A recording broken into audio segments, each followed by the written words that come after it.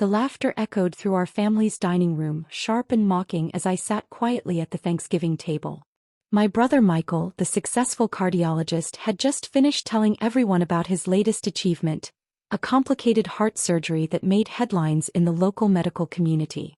Speaking of medical careers, my mother said, her voice dripping with disappointment as she turned to me, Sarah still hasn't told us why she dropped out of medical school 5 years ago. I gripped my fork tighter, my knuckles turning white. At 32, I was supposedly the family failure, the one who couldn't handle the pressure of following in the family's medical legacy. Oh, Mom, leave her alone, Michael smirked, his voice far from sympathetic. Not everyone is cut out for medicine. I mean, look at her now. What exactly do you do again, little sister? Something with hospital management. The table fell silent, all eyes turning to me. My father, Dr. James Anderson, chief of surgery at Anderson Memorial Hospital, named after my grandfather, simply shook his head and continued eating. The hospital had been in our family for 3 generations and I was supposed to be the 4th. Instead, I'd chosen a different path. I work in healthcare consulting, I said quietly, maintaining my composure. What they didn't know was that healthcare consulting meant I was the CEO of Phoenix Healthcare Solutions, one of the largest hospital acquisition and management firms in the country. I operated through shell companies and subsidiaries, keeping my identity private. The business world knew me only as SA Phoenix. Consulting, my mother repeated the word like it was a disease. Meanwhile, your brother is saving lives, your sister Elena is head of pediatrics, and you're giving advice? Elena, my older sister, reached over and patted my hand with fake sympathy. Don't worry, Sarah. Not everyone can handle the pressure of medical school. Remember how you used to get nervous during anatomy labs? More laughter rippled around the table. I thought back to those days in medical school not because I couldn't handle the pressure, but because I saw something my family refused to acknowledge. Hospitals weren't just about medicine, they were businesses that needed proper management to survive. At least she's not completely unemployed, my father finally spoke, his words cutting deeper than any scalpel. Though I still don't understand why you gave up. The Anderson name would have opened any door for you in the medical world.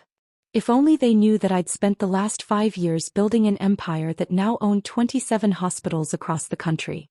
Phoenix Healthcare Solutions was known for turning failing hospitals into profitable centers of medical excellence, all while maintaining the highest standards of patient care. Pass the potatoes, please, I said, changing the subject. Let them think what they wanted. Soon enough, they'd learn the truth. What my family didn't know was that their precious Anderson Memorial Hospital was in serious trouble. Their old-school approach to hospital management had left them hemorrhaging money. 6 failed safety inspections in the past year, outdated equipment, and a staff retention rate that was plummeting, all signs of a hospital on the brink of collapse. I'd been watching from afar, monitoring their financial reports through my connections.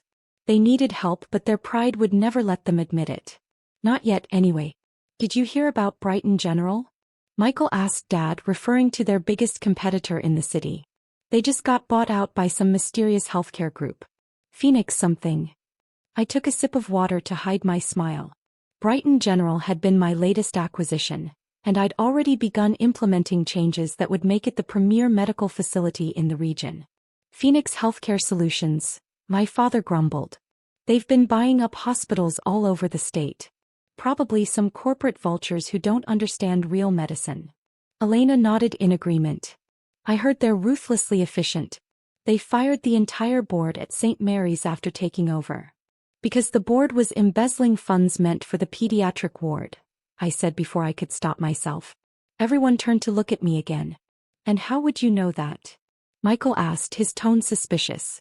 It was in the news, I lied smoothly.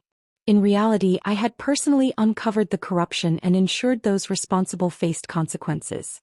The money had been returned to where it belonged, helping sick children. Well, my father said dismissively, Anderson Memorial will never need outside help. We've managed just fine for 3 generations. I thought about the report sitting in my home office, detailing exactly how fine they were doing. Their latest safety inspection had revealed critical issues in the emergency department. The hospital's accreditation was hanging by a thread. Actually, Dad, Elena spoke up, her voice carrying a note of concern, we should talk about the latest budget report. The numbers aren't looking good. For the first time that evening, I saw a flicker of worry cross my father's face. He quickly masked it, but I knew the truth. They were months away from a financial crisis. Nothing to worry about, he said firmly. We've weathered rough patches before. But this wasn't just a rough patch. Anderson Memorial needed a complete overhaul, new equipment, updated procedures, and most importantly, new management. They just didn't know it yet. As I helped clear the dishes after dinner, I overheard my father in his study, arguing with someone on the phone. We can't afford another failed inspection. Yes, I know the equipment is outdated, but the replacement costs. No, we can't close the cardiac wing, that's our highest revenue department. I closed my eyes, knowing what was coming. Within 2 weeks they would reach their breaking point.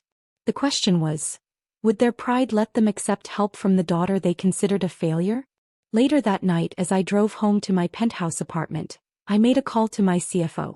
Jessica, proceed with phase 2. Have the offer ready by next week. And remember, absolute discretion about my identity. Yes, Ms. Phoenix. Should I include the clause about retaining current management? I thought about my father's dismissive attitude, Michael's smug superiority, and Elena's fake sympathy. No, I replied firmly. This time we clean house completely. The next morning I walked into my office on the top floor of the Phoenix Healthcare building, 40 stories above the city. Floor-to-ceiling windows offered a perfect view of Anderson Memorial Hospital 6 blocks away. On my desk sat the latest inspection report, another failed safety audit. I picked up my phone and called my head of acquisitions. Mark, how long until Anderson Memorial reaches critical? Their last line of credit gets pulled next week. After that, they have maybe 2 weeks before they're forced to shut down departments. They don't know it yet, but they're already past the point of no return. I nodded even though he couldn't see me. Make sure Brighton General is ready to absorb their patient overflow when the time comes. We don't want any disruption in patient care. Already done. But Sarah, he paused, are you sure you want to do this? They're your family. I looked at the family photo on my desk, taken 10 years ago at my medical school graduation. Before I walked away. Before I decided to save lives in a different way. They stopped being family the day they decided I was a failure for seeing the bigger picture. Now they're just another failing hospital that needs saving. But first they would have to hit rock bottom. And from the urgent messages already filling my phone, that moment was coming faster than even I had anticipated. 2 weeks after that disastrous Thanksgiving dinner, I sat in my office reviewing the final paperwork. Anderson Memorial Hospital had just failed its 7th safety inspection. Their last financial lifeline, Midwest Credit Union, had pulled their emergency funding yesterday. The hospital board was calling an emergency meeting this afternoon, a meeting where Phoenix Healthcare Solutions would present its surprise acquisition offer. My phone buzzed. It was Elena. Sarah, her voice trembled, losing its usual condescension. I know we don't talk much, but something's happening at the hospital. Dad's not himself. He's locked himself in his office and Michael's been in there for hours. I think it's bad. I checked my watch. 2:15 p.m. The board meeting was at 3 o'clock. How bad? I asked, keeping my voice neutral. We might lose the hospital, she whispered, as if saying it louder would make it more real. Some company called Phoenix Healthcare Solutions has been buying up all our debt. They own everything.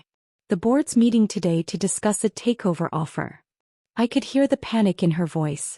The mighty Anderson family about to lose their legacy. That's terrible, I said while signing the final acquisition document on my desk.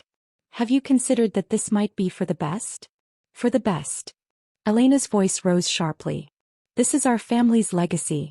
Mom and Dad are devastated. Michael's career is here. My whole department might be shut down. And you don't even care, do you? I thought about the pediatric ward's outdated equipment, the understaffed emergency room, the corners cut to save money.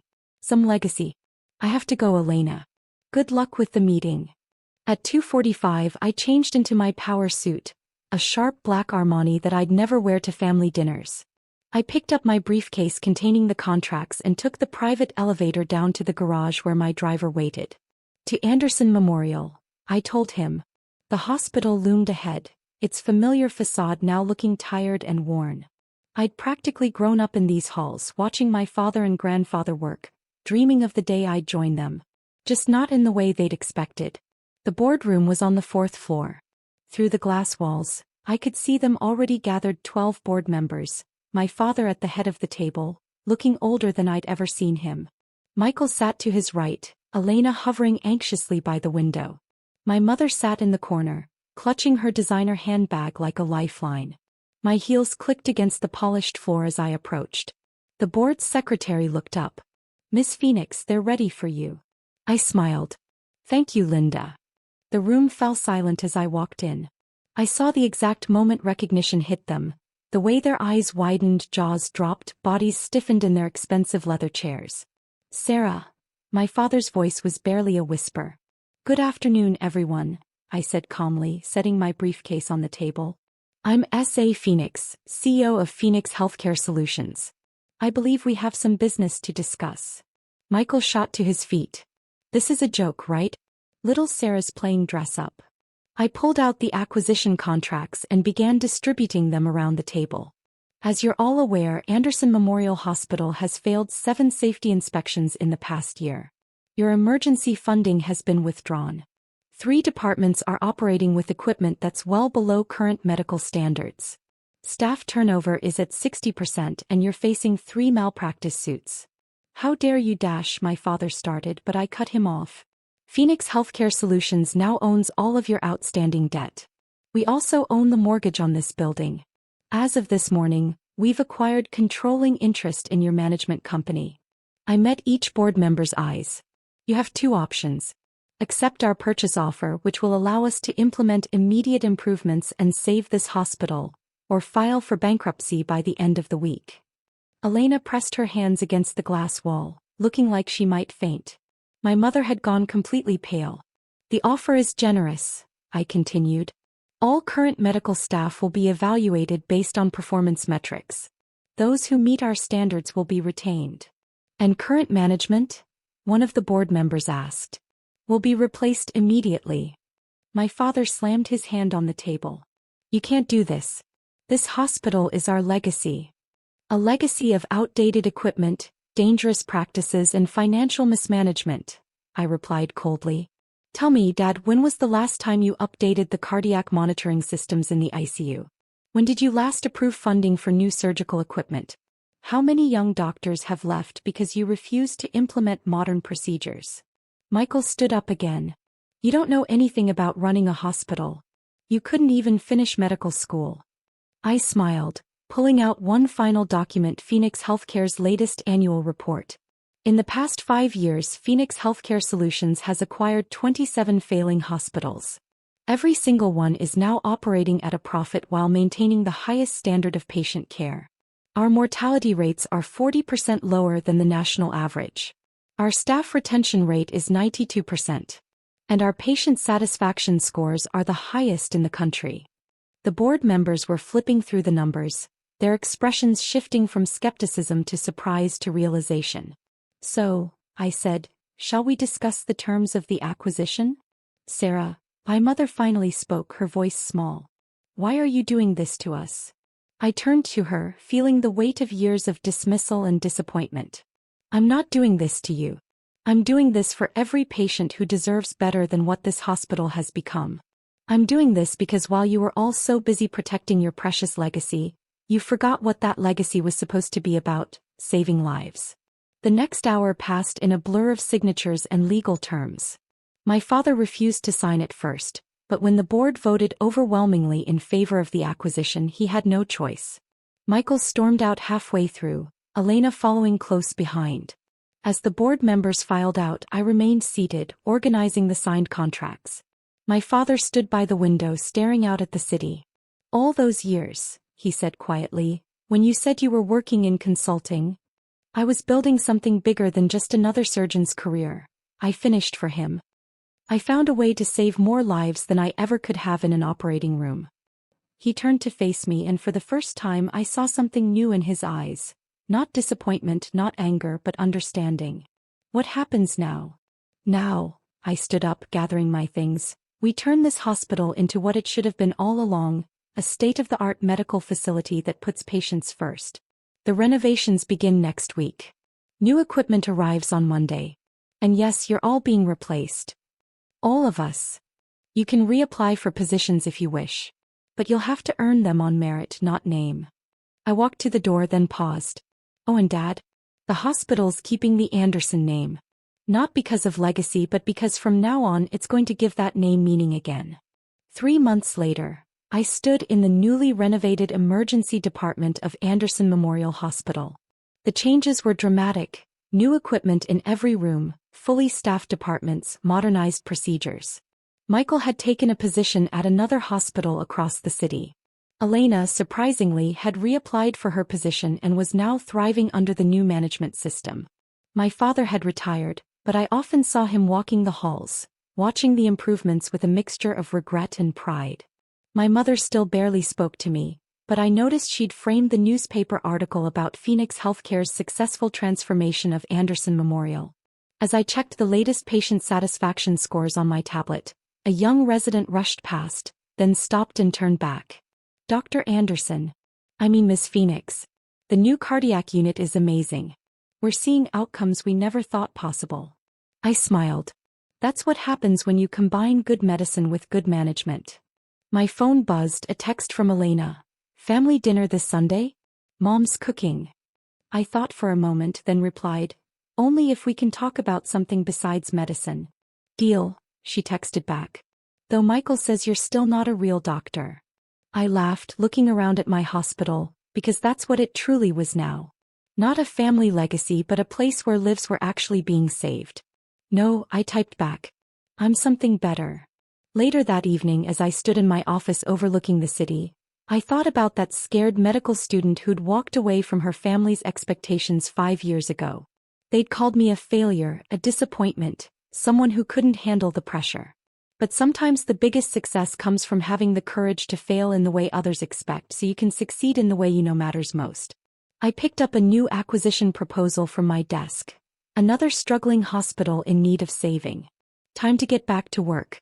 After all, I had a lot more lives to save, just not in the way my family had expected. The nameplate on my desk caught the setting sun's light. Sarah Anderson Phoenix, Sue. Finally, both my names together, representing not what my family wanted me to be, but who I had chosen to become.